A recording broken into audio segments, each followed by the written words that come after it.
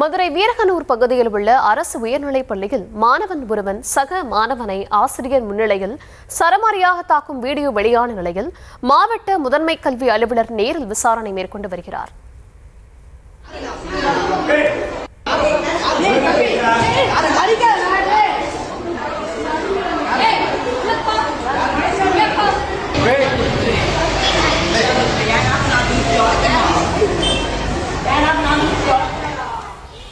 விவரங்களை தர இருக்கிறார் செய்தியாளர் பாலமுருகன். வணக்கம், விவரங்களை வழங்கலாம்.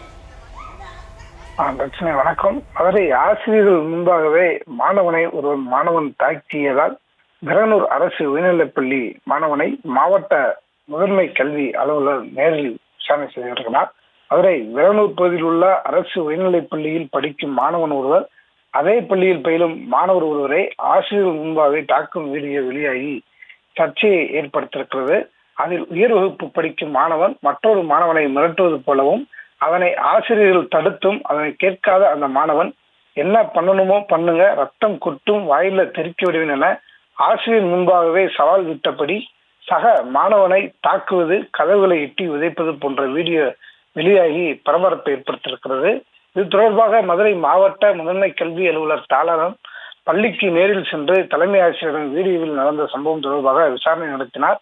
இதனிடையே சக மாணவனை தாக்கிய உயர் வகுப்பு பயின்ற மாணவனின் பெற்றோர் தனது மகனின் செயலுக்கு வருத்தம் தெரிவித்து டிசியை வாங்கி சென்றிருக்கிறார்கள். முதற்கட்ட விசாரணையில் வீடியோவில் தாக்கும் மாணவன் சில நாட்களுக்கு முன்பாக பள்ளியில் பயிலும் மாணவர்களிடம் சண்டையிட்டது தொடர்பாக ஏற்பட்ட பிரச்சனையில் சக மாணவனை ஆசிரியர்கள் முன்பாகவே தாக்கியதும் தெரிய வந்திருக்கிறது. இந்த நிலையில் இந்த வீடியோ யார் மூலமாக சமூக வலைதளங்களில் பரவியது என்பது குறித்து விசாரணையும் நடைபெற்று வருகிறது. தாக்குதலுக்குள்ளான மாணவனுக்கு குழந்தைகள் மனநல ஆலோசகர் மூலமாக மனநல ஆலோசனைகள் வழங்கப்பட்டிருக்கிறது.